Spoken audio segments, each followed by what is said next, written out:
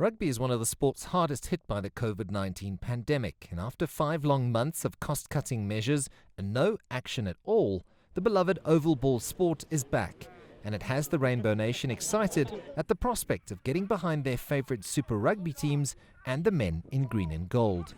I think it's important that rugby gets back, not only I think for the sport itself and the survival of the sport in this tough and difficult time, but I think also for the upliftment of the South African public. Rugby in South Africa is like a religion, and with what happened last year and the Springboks winning the World Cup, people have been desperate to see the world champions, play again. The Springboks will need to play catch-up on the match fitness front compared to their rivals from down under, who have had the benefit of already completing domestic competitions in their respective countries, while the rest of the world watched on from the sidelines. That game time is just invaluable. You need game time.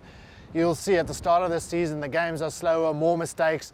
It will happen again. You need that time to be a little bit sharper on the field when you play against other teams. That you have a split second to make a decision. It's not quite the same as training on the training pitch, but you got to get through it. You got to start somewhere. The World Champions' participation in the Rugby Championship is still up in the air, as the new national coach Jacques Nienaber wants his charges to get at least 6 games in before committing to the tournament and their title defence. They've got to go play it in order, to make money. Again, financial decision. They are the world champions. They will attract the biggest, audience. They will attract the sort of the biggest part of the budget.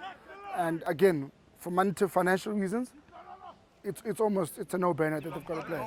However, at what cost?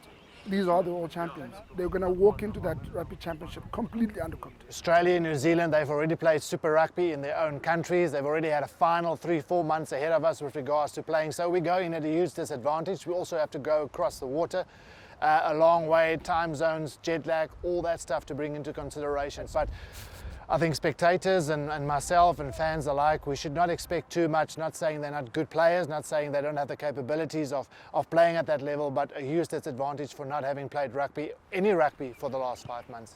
There are still a few obstacles preventing the men in green and gold from being a part of the Rugby Championship. But should those no longer pose a barrier, the return of the world champions will not only lift the spirits of the rugby-mad public of South Africa, but also add a massive draw card for the eager television audiences, which in turn will give the sport a much-needed financial boost when the tournament kicks off next month. CS2+C, CGTN, Johannesburg.